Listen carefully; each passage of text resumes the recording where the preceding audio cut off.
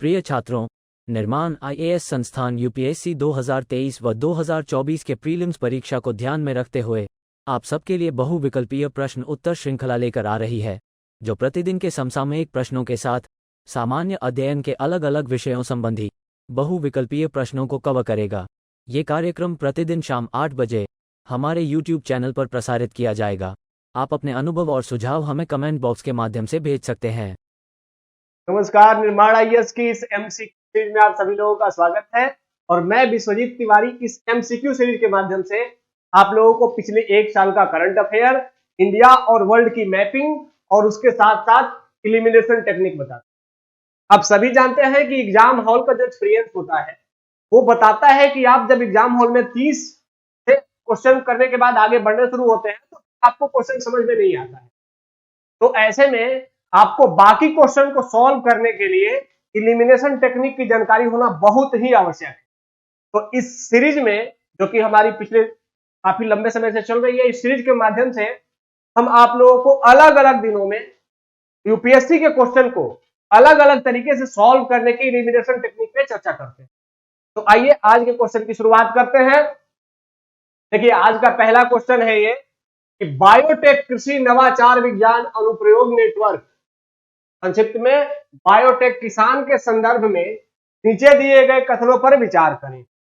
अब यहां पर स्टेटमेंट है, बायोटेक किसान क्या होते हैं या बायोटेक किसान क्या है। ये एक पहल है और हम सभी जान रहे हैं कि सरकार और इस बार का इकोनॉमिक सर्वे, विशेष करके इकोनॉमिक सर्वे ने फोकस किया है कि अगर कृषि में किसानों की आय दुगनी करनी है तो किसानों के लिए टेक्नोलॉजिकल हेल्प की आवश्यकता बहुत ही आवश्यक है, क्योंकि खेती में जो कृषि का जोत है, कृषि का जो आकार है, खेतों का जो साइज है वो लगातार घट रहा है। अब वो घट करके 1 हेक्टेयर से भी कम हो गया है औसत जोत। तो ऐसे में छोटे खेतों के लिए अगर किसान को अपनी आय बढ़ानी है तो टेक्नोलॉजी की हेल्प बहुत ही महत्वपूर्ण है। तो अगर इकोनॉमिक सर्वे इस बात पर विशेष चर्चा करता है तो सरकार के जो भी कृषि से संबंधित टेक्नोलॉजिकल मिशन है, उससे संबंधित जो योजनाएं हैं, वो यूपीएससी के एग्जाम के लिए बहुत ही महत्वपूर्ण हो जाती है। तो आप लोग इस बात को विशेष ध्यान में रखते हुए ही तैयारी को दिशा दीजिए। आइए इसको देखते हैं आगे। यह किसानों में उद्यमशीलता और नवाचार को प्रोत्साहित करने और महिलाओं को सशक्त बनाने के लिए अखिल भारतीय कार्यक्रम। अच्छा, इस स्टेटमेंट को पढ़ने के बाद आपको यहां पर कहीं गलत लगने की संभावना है। कह रहा है कि बायोटेक किसान को टेक्नोलॉजी से अपग्रेड करना है, तो उद्यमशीलता बढ़ाएंगे, उसमें नवाचार को प्रोत्साहित करेंगे, नए लोग टेक्नोलॉजी के माध्यम से कृषि को प्रमोट करेंगे। फिर जो महिला किसान है, जो महिला कृषक है, उनको भी सशक्त बनाने के लिए प्रयास किया जाएगा। तो इस स्टेटमेंट में हमें ऐसा कुछ भी नहीं लगा जहां गलत होने के लिए संभावना नजर आती। कोई हार्डकोर फैक्ट इसमें नहीं दिखा। तो इससे पता चलता है कि यह स्टेटमेंट मैक्सिमम केस में सही होगा। ठीक है, आइए सेकंड ऑप्शन पे आते हैं।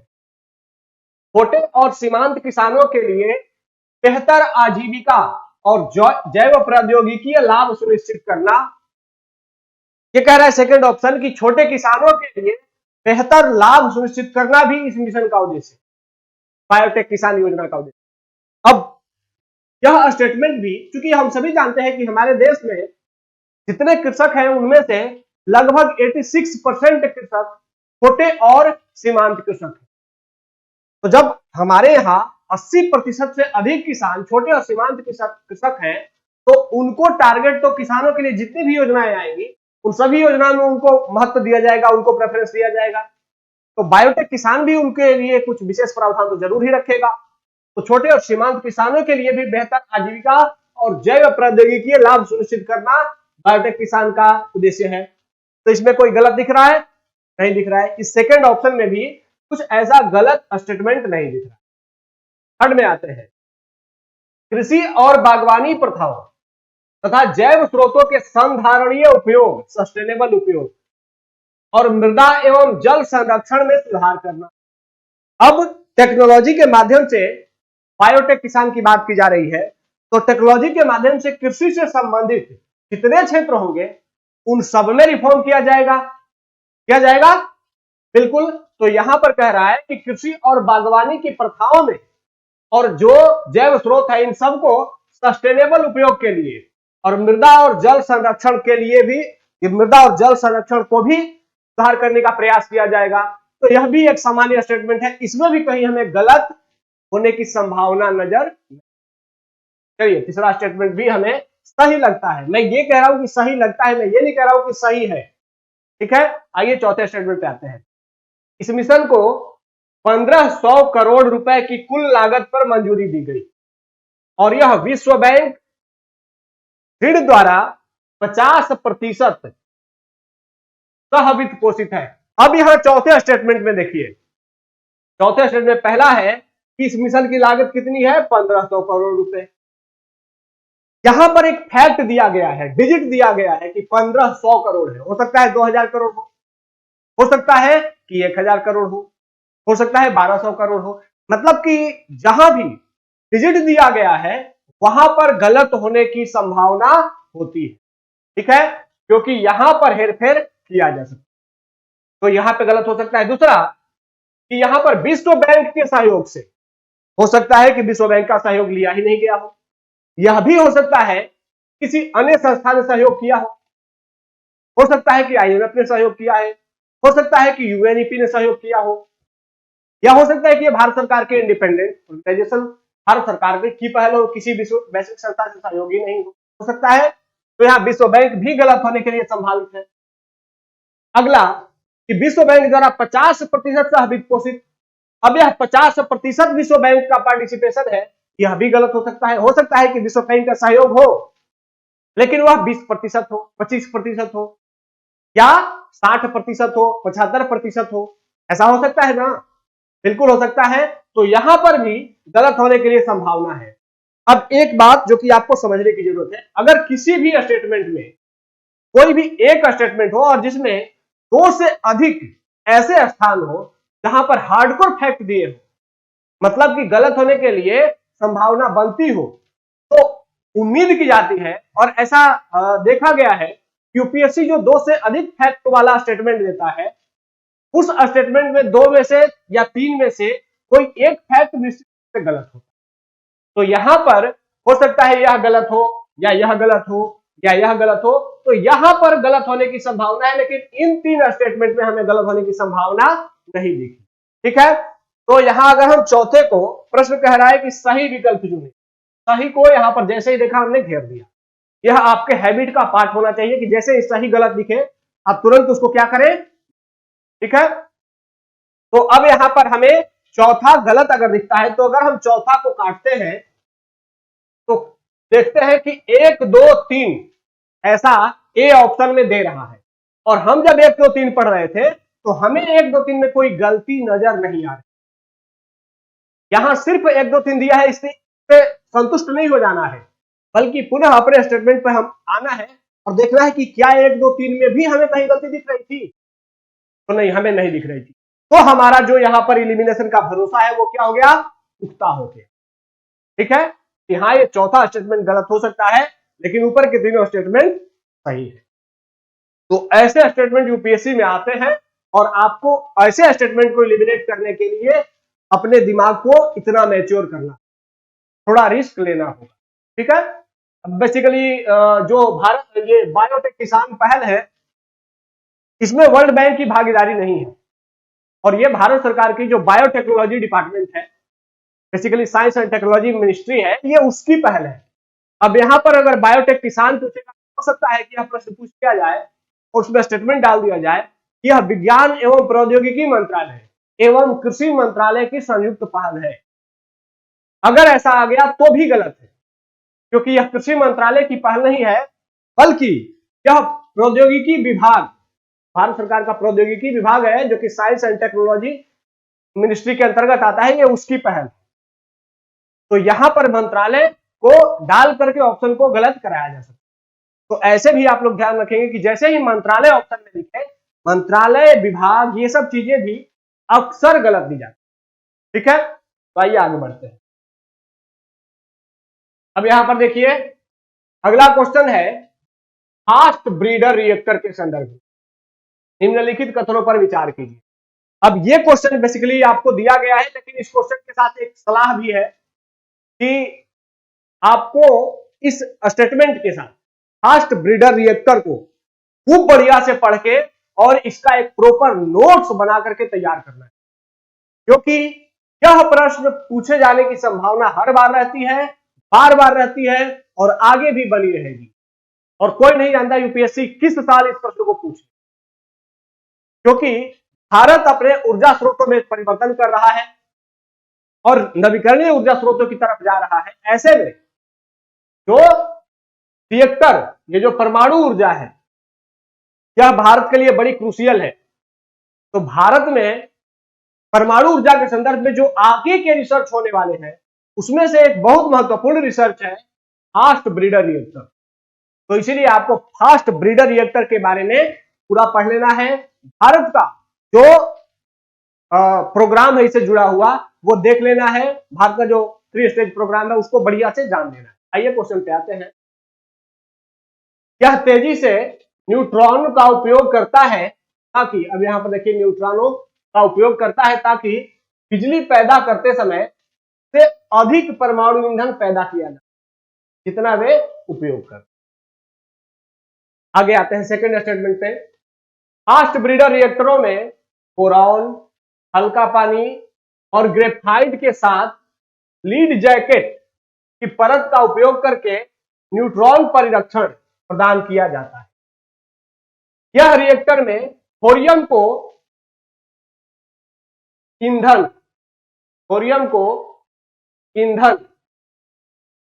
के रूप में उपयोग किया जा सकता है, जो कि यूरेनियम 233 में परिवर्तित हो जाता है, जो एक विखंडनीय समस्थानिक। ईंधन सतह के प्रति इकाई क्षेत्र में विकसित ऊष्मा कम होती है। अब यहां पर ऐसे प्रश्न हमने पढ़े, चलो मैंने माना कि मुझे कुछ समझ नहीं है, ठीक है, तो फिर क्या करें भाई, साइंस टेक के तो प्रश्न ऐसे ही आएंगे, क्योंकि हम जो साइंस टेक पढ़ के जाएंगे, एग्जाम में जो साइंस टेक पूछा जाएगा वो हमारे पढ़े वाले साइंस टेक से अलग रहेगा। और साइंस टेक की तैयारी करना, कितना भी आप तैयारी कर ले, साइंस टेक के प्रश्न जो एग्जाम हॉल में आने वाले हैं वो आपके पढ़ाई से इतर ही आने वाले। तो ऐसे में साइंस टेक के प्रश्नों को सही किया जा सकता है कि नहीं?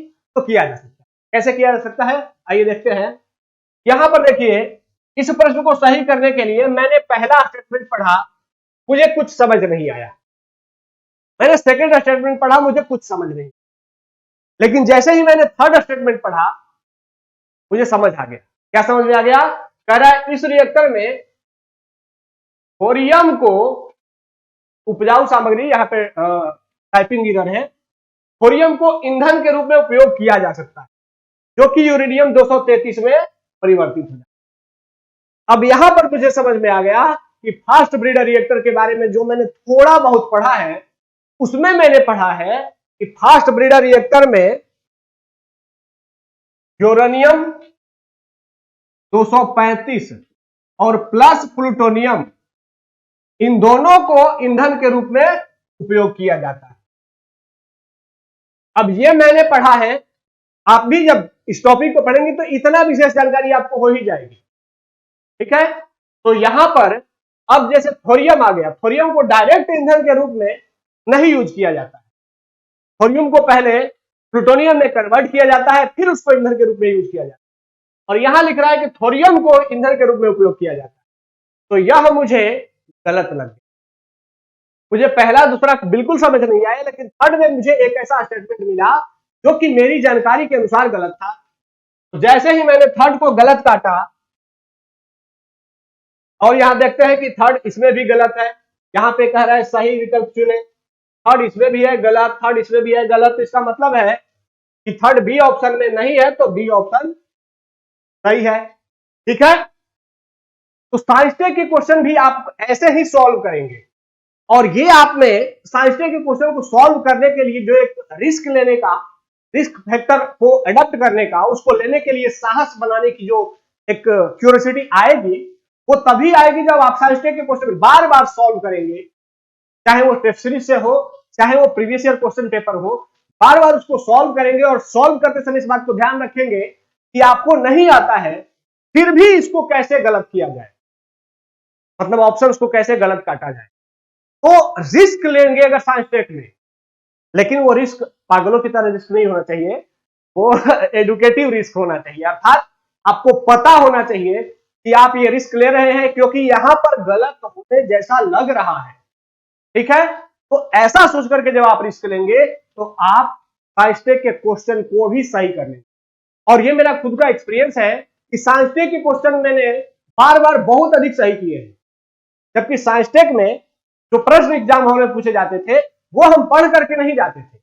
हमने जो साइंस टेक तैयार किया वो एग्जाम हॉल में पूछे जाते थे, बहुत कम संपर्क, बहुत कम संबंध होता था, लेकिन उसके बावजूद साइंस टेक के क्वेश्चन सही हो जाते थे क्योंकि हमें रिस्क लेना आता था और हमें इलिमिनेट करने की एक हैबिट डेवलप हो चुकी। तो आपको भी वो इलिमिनेट करने की हैबिट डेवलप करनी है, आप में भी साइंस टेक के क्वेश्चन सही करने का मुद्दा है।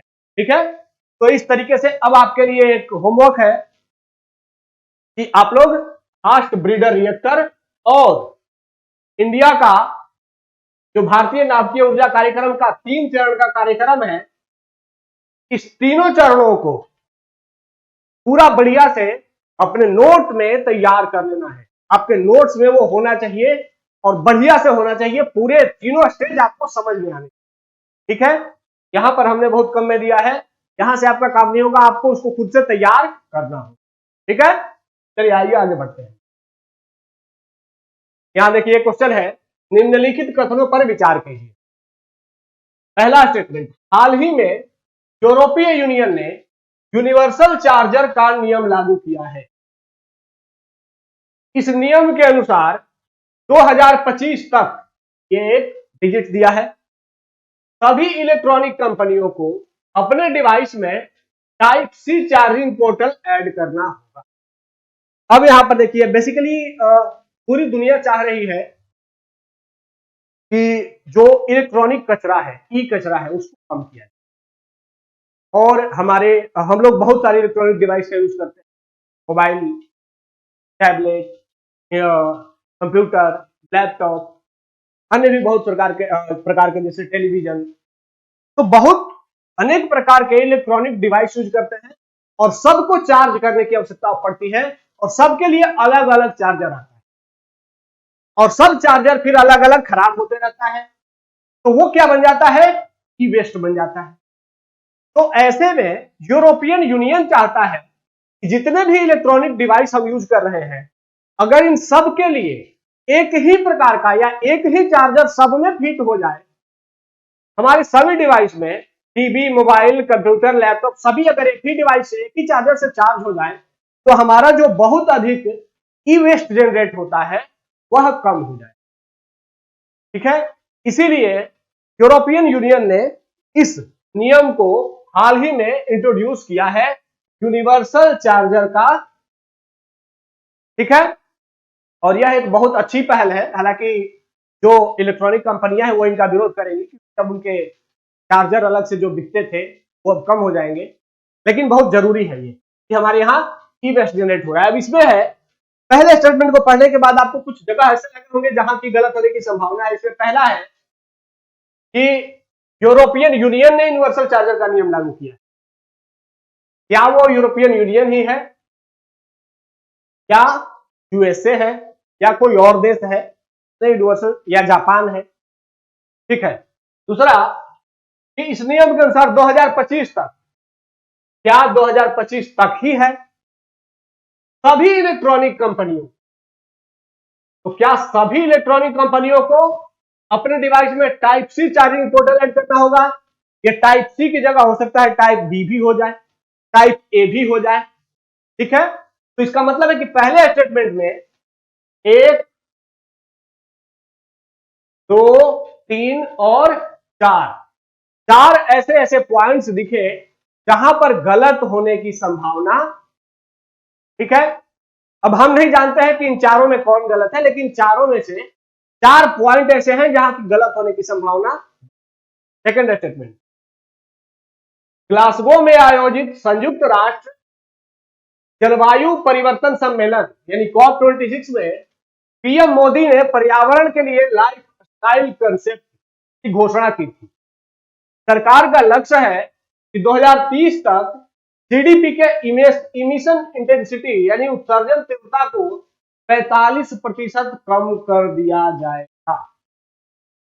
अब सेकंड स्टेटमेंट कहता है कि ग्लासगो में जो COP26 की बैठक हुई थी उसमें भारत के प्रधानमंत्री ने कहा था कि हम 2030 तक जो हमारा उत्सर्जन तीव्रता है, कार्बन उत्सर्जन है, उसको हम कितना परसेंट कम करेंगे?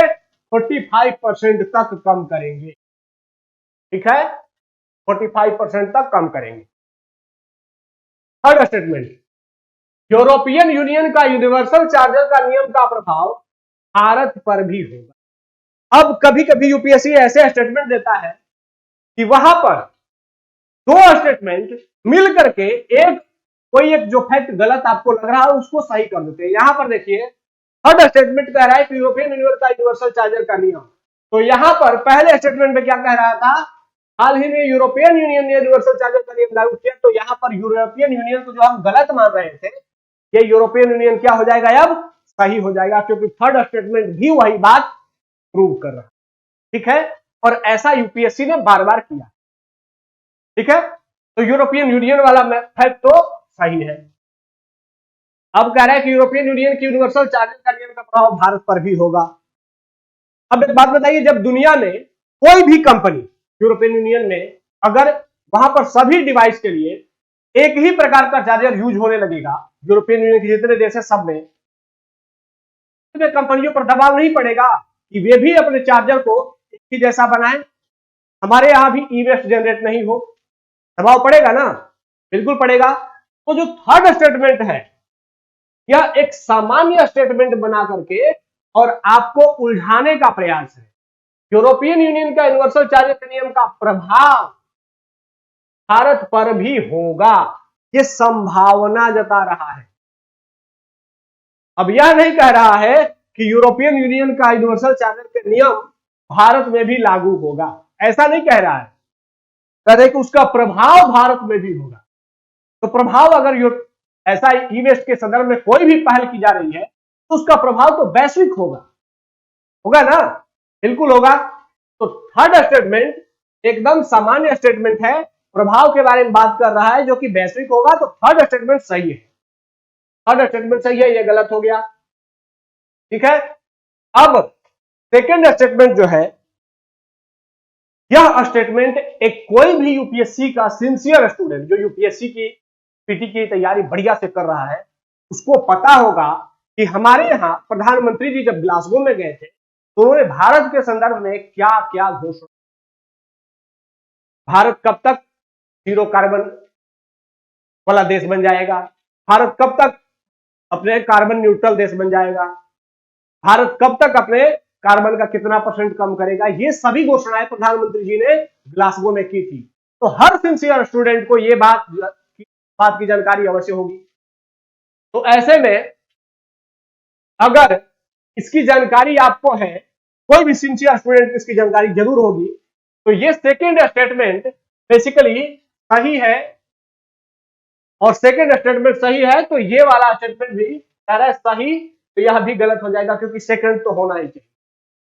अब आते हैं पहले में कि 2025 तक सभी इलेक्ट्रॉनिक कंपनियां, और मैंने बार बार कहा है कि जैसे ही कोई वर्ष दे दिया जाए, कोई डिजिट दे दिया जाए, वो डिजिट मैक्सिमम केस में क्या होता है?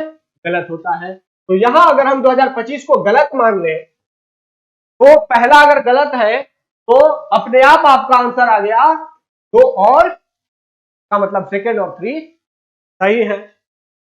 पहले में क्या गलत है?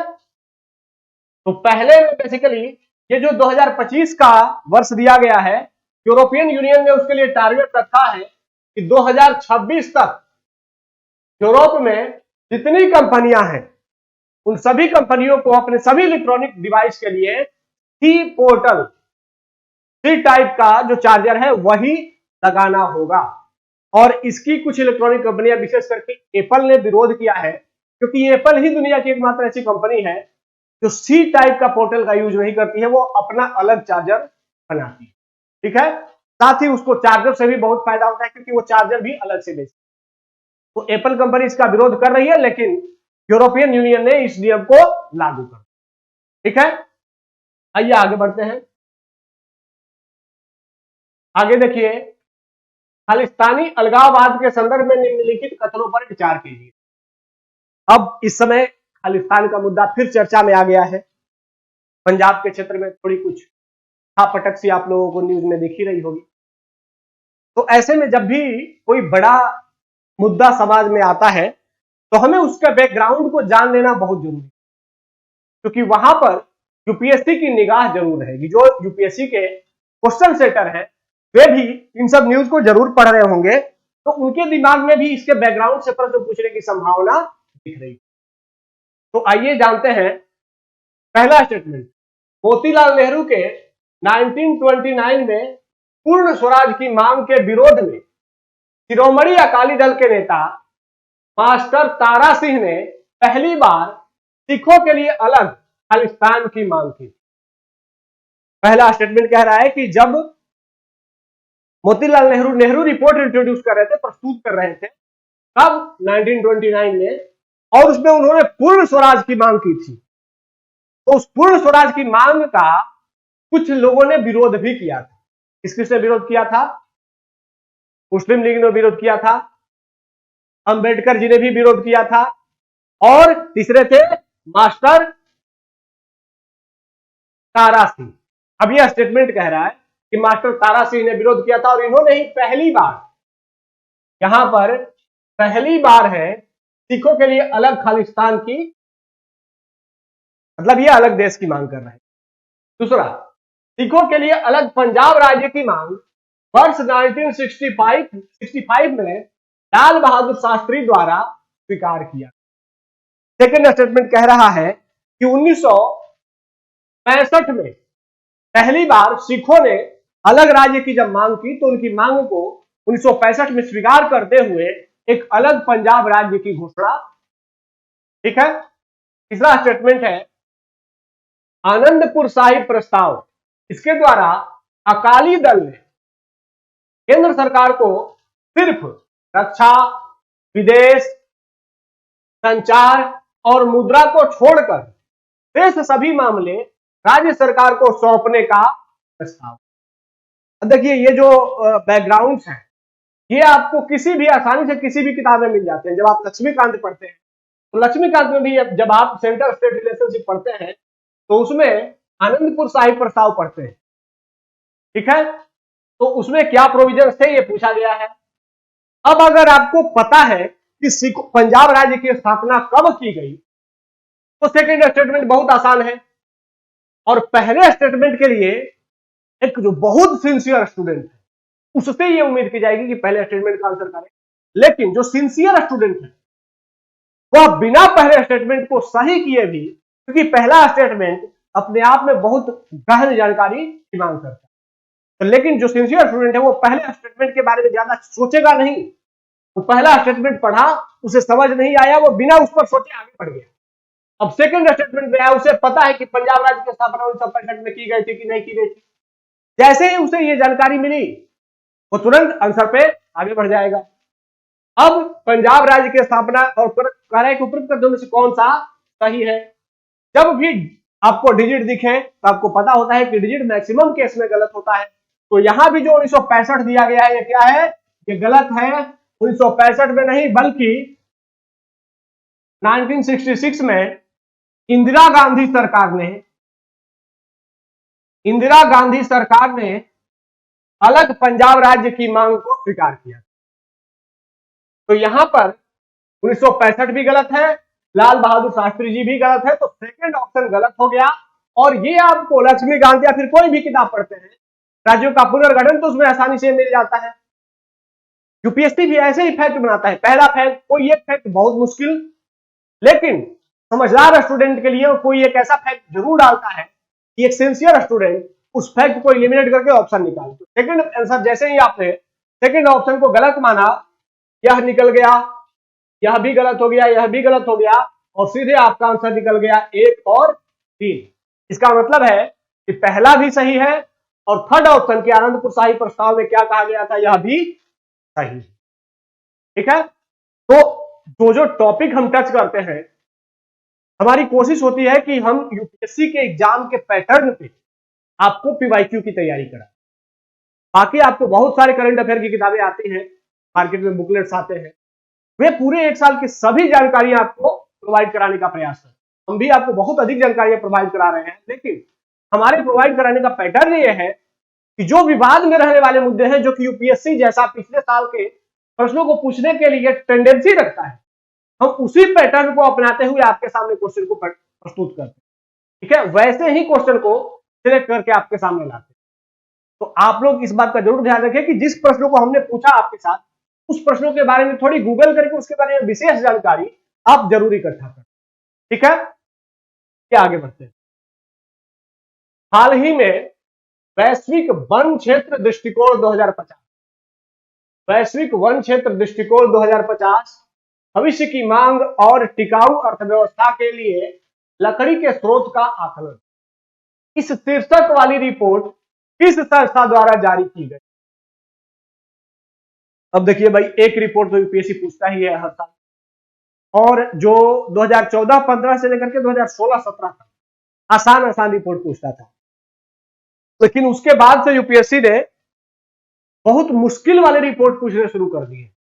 और वो रिपोर्ट लेकिन इस बात से जुड़ा होता है कि कहीं ना कहीं वो पिछले साल चर्चा में जरूर रहा होता है, मतलब आउट ऑफ कंटेक्स्ट जाकर के यूपीएससी आपसे रिपोर्ट नहीं पूछती। तो लेकिन ट्रेडिशनल रिपोर्ट की अब आईएमएफ ये जारी करता है, वर्ल्ड बैंक जारी करता है, ऐसे छोटे छोटे रिपोर्टों से यूपीएससी अब आगे बढ़ रहा है। तो आपको भी ऐसे रिपोर्ट की जानकारी होनी चाहिए जो चर्चा में है, जिनकी रिलेवेंसी है, और जो प्रमुख ऑर्गेनाइजेशन से भी हट करके। तो अब प्रश्न कह रहा है कि ये किस संस्था ने जारी किया वैश्विक वन क्षेत्र दृष्टिकोण 2050। ऑप्शन है संयुक्त राष्ट्र खाद्य और कृषि संगठन एएफओ, भारतीय वन सर्वेक्षण एफएओ, भारतीय वन सर्वेक्षण एफएसआई, यूएनईपी या वर्ल्ड फॉरेस्ट्री कांग्रेस डब्ल्यूएफसी। अच्छा, मैंने एक एक्सपीरियंस किया है। जब मैं पीवाईक्यू देख रहा था लगातार ऐसे क्वेश्चनों में, तो मैंने एक नोटिस किया कि यूपीएससी दो ऑप्शन आसान वाले देता है जो काफी चर्चा में रहती है संगठन, और दो ऑप्शन ऐसे देता है जो संगठन कम चर्चा में रहती है, और अक्सर उन्हीं दोनों में से आंसर रहता है। तो ये आप लोग भी एक बार ऐसा एक्सपीरियंस कर सकते हैं। आप लोग भी पीवाईक्यू को देखिएगा 2022-20 वाले, कि आप ये अनुभव कीजिएगा। तो मैंने देखा कि जो प्रमुख चर्चा में रहने वाली संगठन है, जैसे यहां पर है यूएनईपी, तो यूएनईपी काफी चर्चा में रहने वाला संगठन है। तो यूपीएससी बेसिकली ऐसी संगठनों का नाम इसलिए देता है ताकि बच्चे जल्दी में उस पर टिक मार के आगे बढ़ जाए। तो आपको थोड़ा सावधान रहना है, इस मामले में यूएनईपी नहीं है। भारतीय वन सर्वेक्षण हो नहीं सकता क्योंकि यह वैश्विक वन क्षेत्र के बारे में बात की जा रही है। तो सेकंड ऑप्शन ऐसे ही गलत है। इसका मतलब है कि या तो एफएओ है या फिर वर्ल्ड फॉरेस्ट्री कांग्रेस है, इन्हीं दोनों में से कोई एक है। ठीक है, तो आप 50-50% के आसपास पहुंच गए हैं। 50% आपने सही कर लिया है, अब 50% आपको रिस्क लेना ही होगा। और जब आप दो ऑप्शन एलिमिनेट कर लें, तो ये एक सलाह है कि आप उस ऑप्शन में उस क्वेश्चन को जरूर रंग करके आए, उस क्वेश्चन को जरूर टिक करके आए, क्योंकि उसमें सही होने की संभावना अधिक हो गई है। ठीक है, तो बेसिकली ये जो रिपोर्ट है, ये एफएओ संयुक्त राष्ट्र खाद्य और कृषि संगठन द्वारा जारी की गई है, और इस रिपोर्ट में वैश्विक वन क्षेत्र के बारे में विशेष जानकारियां दी गई है कि कहां पर वनीकरण में कमी आई है, कहां पर वनीकरण में वृद्धि हो रही है, कैसे प्रकार के वनों में कमी और वृद्धि देखी गई। ठीक है, ये पिछले साल के अक्टूबर माह का न्यूज है। तो ऐसे में आप इस न्यूज को, एफएओ के वैश्विक वन क्षेत्र दृष्टिकोण 2050 को जरूर देख लीजिएगा कि इसमें 2050 तक के लिए विजन के बारे में एफएओ क्या कह रहा है। ठीक है, तो इसको आप लोग जरूर देख लेंगे। आइए आगे की ओर चलते हैं। आप सभी जानते हैं कि हम इस सीरीज में एक प्रीवियस ईयर क्वेश्चन भी शामिल करते हैं, ताकि आप लोगों को बता सके कि प्रीवियस ईयर क्वेश्चन में यूपीएससी कैसे आपको एलिमिनेट करने के लिए ऑप्शंस देता है, और कितनी आसानी से टफ क्वेश्चन भी आसानी से एलिमिनेट हो जाता है। तो ये 2021 का यूपीएससी का प्रीलिम्स का क्वेश्चन है। आइए इसको देखते हैं। प्रश्न है कि निम्नलिखित कथनों पर विचार कीजिए। भारत में ऐसा कोई कानून नहीं है, नहीं जैसे ही दिखा आपने कर दिया, जो प्रत्याशियों को किसी एक लोकसभा चुनाव में 3 निर्वाचन क्षेत्रों से लड़ने से रोकता है। तो पहला स्टेटमेंट कह रहा है कि भारत में ऐसा कोई भी कानून नहीं है जो प्रत्याशियों को 3 निर्वाचन क्षेत्रों में चुनाव लड़ने से रोकता। ठीक है।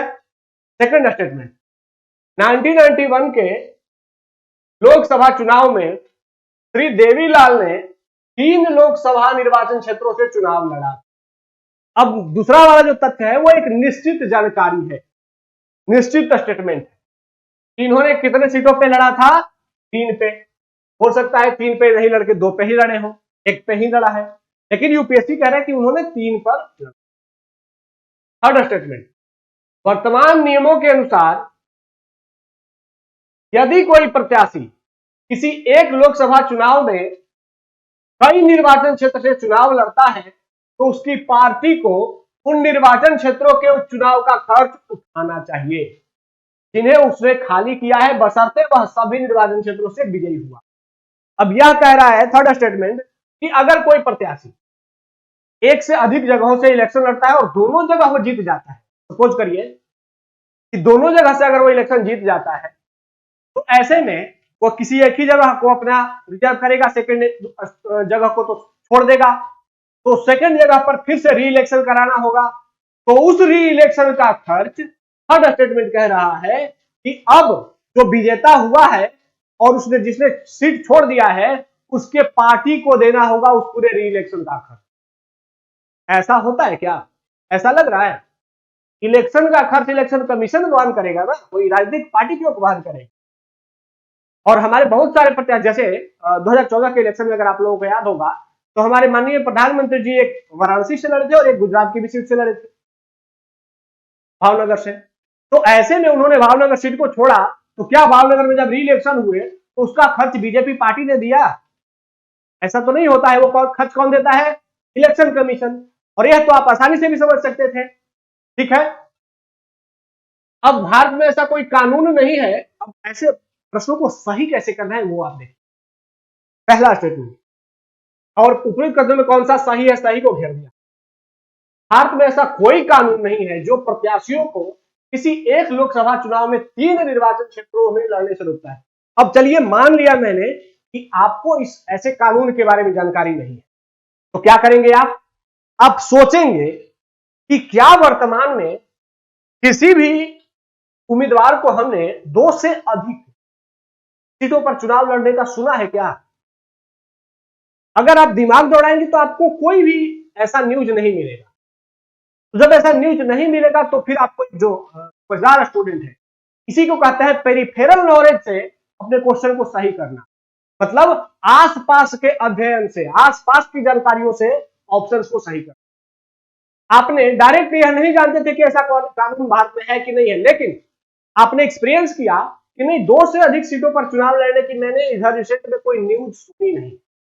इसका मतलब है कि 2 से अधिक सीटों पर चुनाव नहीं लड़ने का कोई प्रोविजन होगा, तभी नेता 2 से अधिक सीटों पर चुनाव नहीं लड़। ठीक है। अगर आप ऐसा सोचते हैं तो आप एक सिंसियर स्टूडेंट है, तब आप इसको कहते हैं एडुकेटिव गेस। एजुकेशन के साथ गेस करना, मतलब इलॉजिकल गेस नहीं करना, तरीके के साथ गेस करना। तो जैसे ही आप सोचते आप इसको क्या करते, गलत मार।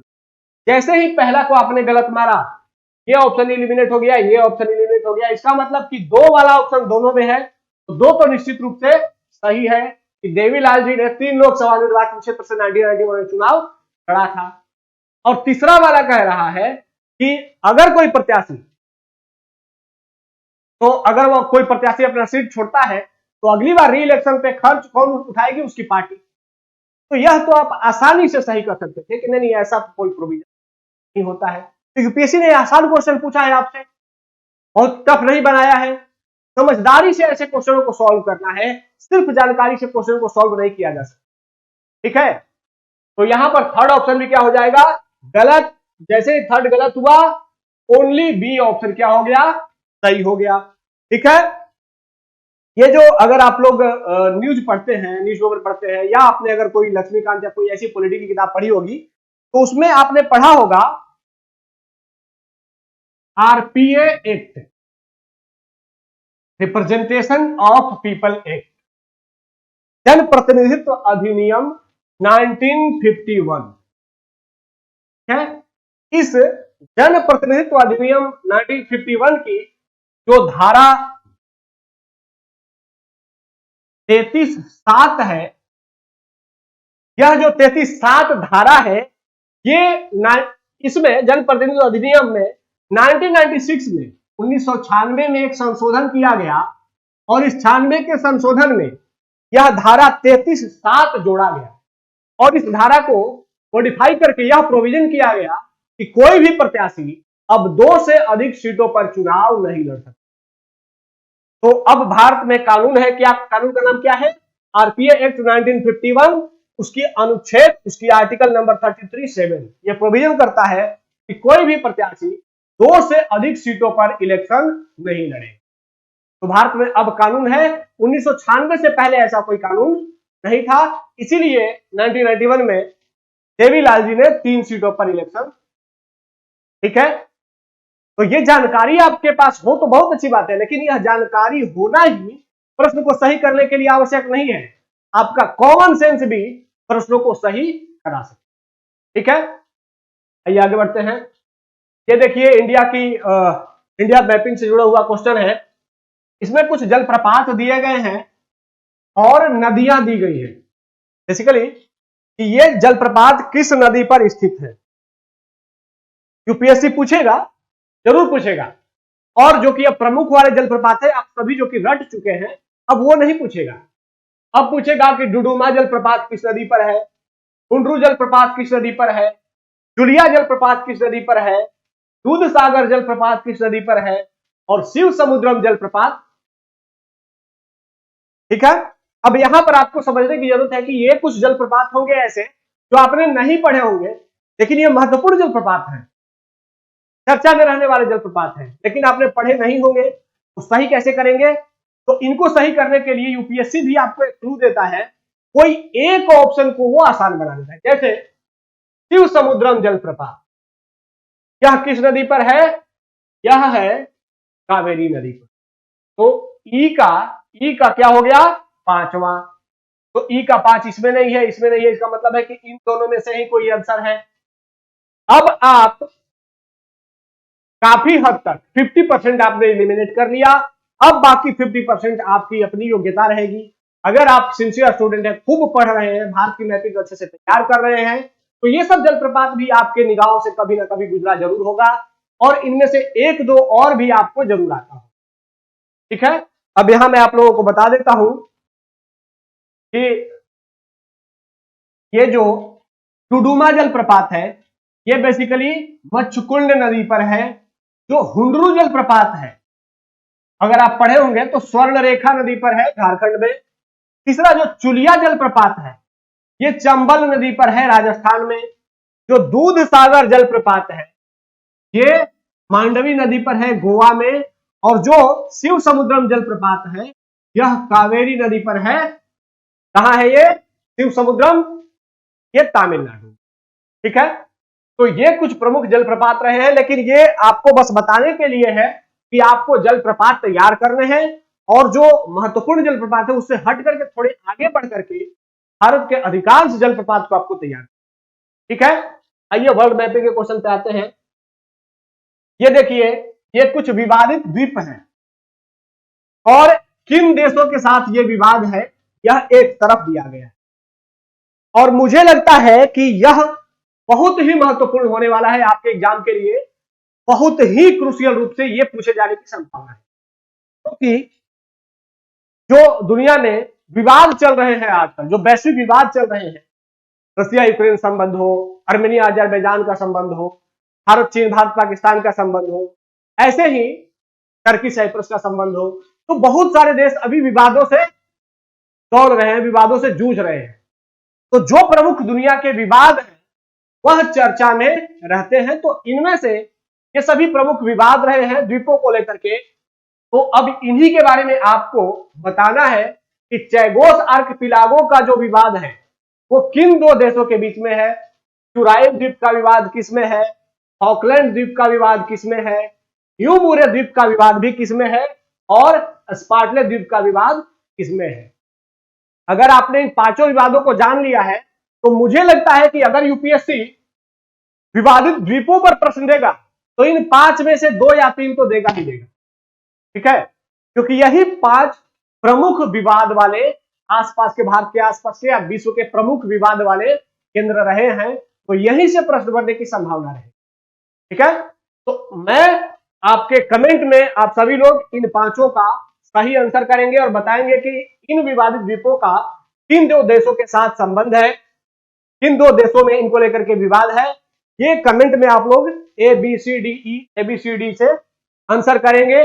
आप लोग कमेंट में सही आंसर करेंगे तो मैं उसको लाइक कर दूंगा, और अगर आपका आंसर गलत हुआ तो मैं कमेंट में उसको सही आंसर भी बता दूंगा। ठीक है, हाँ, एक सलाह है या रिक्वेस्ट समझे, जो भी समझे, कि आप लोग इस सीरीज को अपने दोस्तों के साथ शेयर नहीं करते। ज्यादा से ज्यादा दोस्तों के साथ शेयर करें, हमारे प्रोत्साहन को बढ़ाए रखें ताकि हम भी अधिक से अधिक आप पर मेहनत करें, और कमेंट करके बताते रहें आप लोग कि आपको हमारी ये इनिशिएटिव कैसी लग रही है। ठीक है, और प्रश्न का उत्तर कमेंट में जरूर बताएं ताकि हमें भी प्रोत्साहन मिल सके कि नहीं, बच्चों को ये सीरीज पसंद आ रही है और हम इस पे अधिक से अधिक और मेहनत करें। ठीक है, तो हमारी इस सीरीज से जुड़ने के लिए धन्यवाद।